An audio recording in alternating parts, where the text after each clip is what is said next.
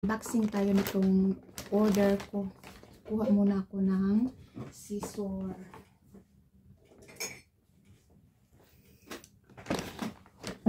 Nakalimutan ko ito. Mga 3 item ata ito. May in-order ko ito is yung stocking, compression stocking para kay hubby. So, cut natin dito.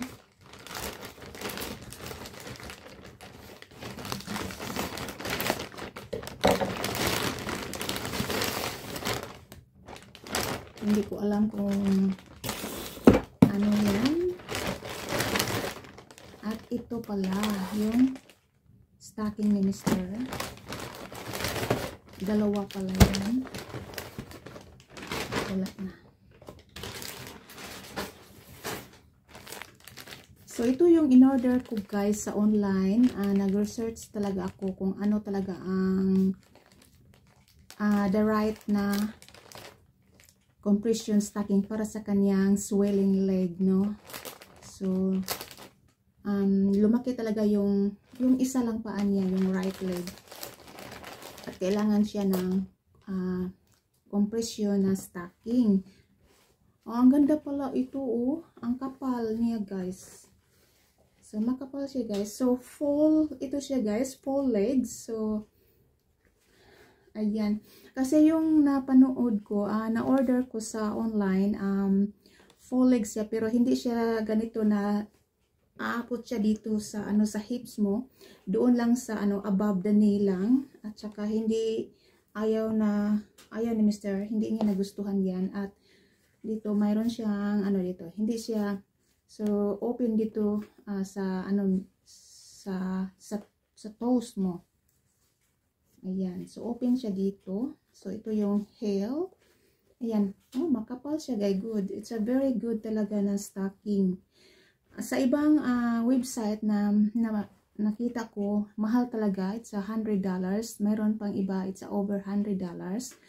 Mayroong mga $150. Ayan. Pero ito, mura lang ito, guys. So dalawa ang binili ko kasi pang alternate yung isa pag mag-change si Mr. So mayroon din isa na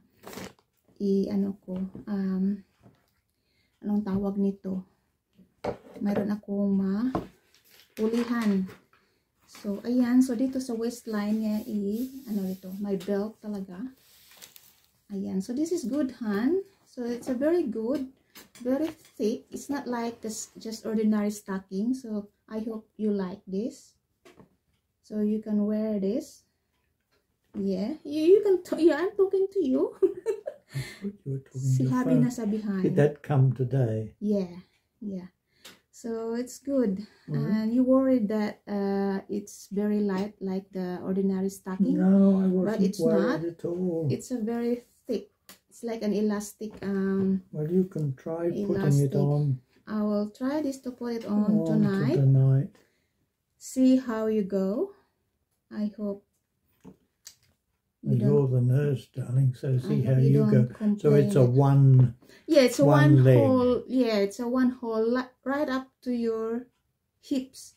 Yeah. So you have to put this around your waistline. Yep. Yeah. So I bought 2. So some I look at in the website. It's a very expensive. It's $100. Over $100. So but this one you said was 15, I think. 15 or 12 something, and then I bought 2. Yeah. So that's 30, yes. So which is good. So I found that it's a very good also in Temu product. So I bought that from Temu online. So you have to download the app. And then ito yun ay pang sa pang bathroom na kasi yung panglagayan ng guys, panglagayan ng shampoo. Yeah, this is because my other one got rusty. And this one is anti-rust. I think, I'm not sure kung plastic ba ito or metal. So it's a DIY. Yeah. So it's a metal, it's anti-rust. So it's good. It's a hanging, parang hanging basket ba? Ayan. dito. So, ito yung ano niya, parang hook niya. Ikabit mo lang sa hook. Ayan. So, ito pala. Ayan. Ano ito? Mayroon parang ano ito. Mayroong screw. Ayan. So, DIY siya. So, dito. Ayan. Ikabit mo lang. Ayan, doon. So, easy na. It's very easy. Ayan. So, it's a galvanized anti-rust. So, yun ang gagawin ko bukas. So, ito naman, kasi, vlogger tayo. So, hindi mawawala.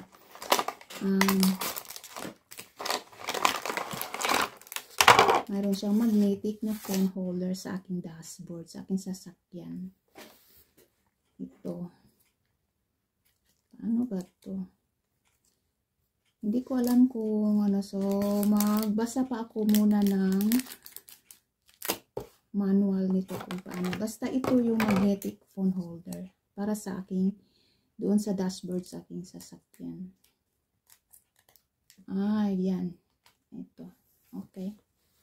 So, pwede yan. Magnetic siya doon. Ayan, ilagay mo lang doon sa dashboard. Meron siyang magnet.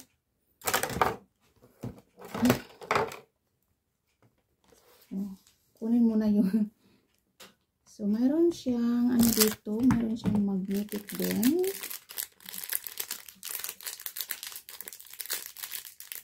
Mag-work ba ito?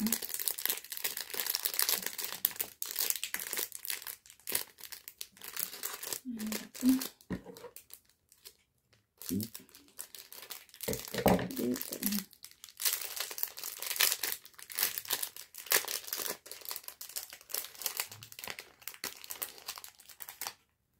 Ito pala guys. So, dito mo ilagay. So, meron siya dito naka, ano, parang tape. So, just remove that and then ilagay dito din. Magnet na dito.